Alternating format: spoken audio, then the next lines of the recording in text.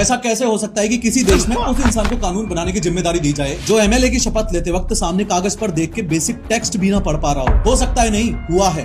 Welcome to India. हाल ही में बिहार असेंबली का एक नया सेशन शुरू हुआ जहां न्यूली इलेक्टेड एमएलए को शपथ लेनी थी। वहां जेडीयू की एमएलए विभा देवी जो नवादा सीट से जीती हैं, जब माइक पर शपथ लेने आई तो वो सिंपल हिंदी के वर्ड्स तक ढंग से नहीं पढ़ पाई। मैं विधानसभा के सदस्य निर्वाचित हुई हूँ।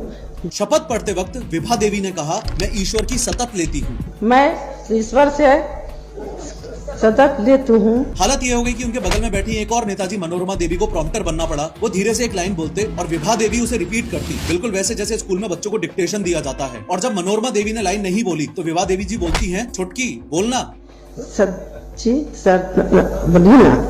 अब देखो, यूं तो हंसने की 100 बातें हैं, तुम इस पे मीम बना लो, मजाक उड़ा लो, कुछ भी करो, पर मैं चाहता हूं कि तुम इस बात की गंभीरता को भी समझो कि अपने देश में हर दूसरे नेता की यही हालत है। इस देश में एक चपरासी की नौकरी करने के लिए 10th पास होना जरूरी है, लेकिन पूरा स्टेट या देश चलाने के लिए पढ़ा लिखा होना जरूरी नहीं है। आज भी नेता अपने देश में चुनाव सिर्फ इस बात पर जीत जाते हैं कि वो कास्ट पॉलिटिक्स और दबंगई के दम पर कितने वोट्स इन्फ्लुएंस कर सकते हैं। ये नेता लोग जो मेरे लिए बजट और कानून डिसाइड करेंगे, अगर ये खुद की शपथ तक ढंग से नहीं पढ़ सकते तो मैं कैसे मान लूं कि ये कानून को ढंग से पढ़ पाएंगे, समझ पाएंगे और आम जनता के वेलफेयर को दिमाग में रखते हुए उसे इंप्लीमेंट कर पाएंगे। दिक्कत 10वीं या 12वीं पास होने की नहीं है, दिक्कत लैक ऑफ साइंटिफिक टेम्परामेंट और अनएजुकेटेड होने की है।